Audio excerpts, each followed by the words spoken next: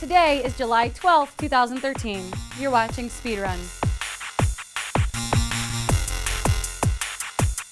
Prism information continues to leak, and a new report suggests that even your Skype calls may not be safe. The Guardian has obtained documents that state Microsoft allowed the NSA access to private emails and Skype calls dating back as early as 2011. Microsoft helped the NSA to move past any encryptions the company had on Outlook content, as well as provide more accessibility to SkyDrive cloud data. Microsoft released a statement to The Guardian stating it was their legal obligation to provide information in response to a law enforcement or national security request. With Skype and the Always-On Connect playing such integral roles in the Xbox One, we've reached out to Microsoft to see how information from those services may be implicated. As the government continues to look into the effect of media on public violence, a new study focusing on video games may soon begin. Sources have told us that the Center for Disease Control and Prevention is reviewing a report and questions raised by the Institute of Medicine about the effects of social media, music, and video games on violent behavior. President Obama called for the CDC to look into such a connection back in January, and this latest report hopes to conduct research on the specific issues the president raised. The research is intended, after 3 to 5 years, to produce a better base of knowledge from which to make more informed decisions concerning gun violence, according to the report.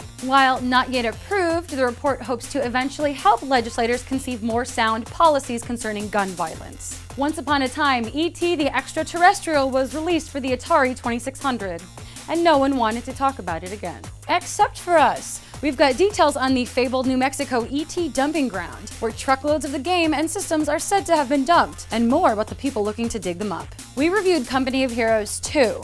We thought the game was just as tactically minded and accessible as its predecessor, and has some cool new features, but it might be a little too familiar. Company of Heroes 2 appears poised to add meaningful new elements to the series with a vicious Russian winter, but the sun comes out too soon for those changes to take hold.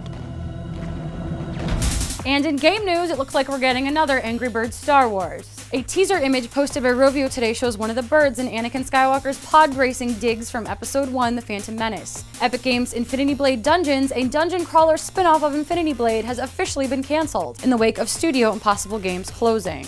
And it looks like the Kickstarter campaign for Precursor Games' Shadow of the Eternals will relaunch on July 25th. Let's see how things go this time around. What a week! Have a good weekend, Polynauts.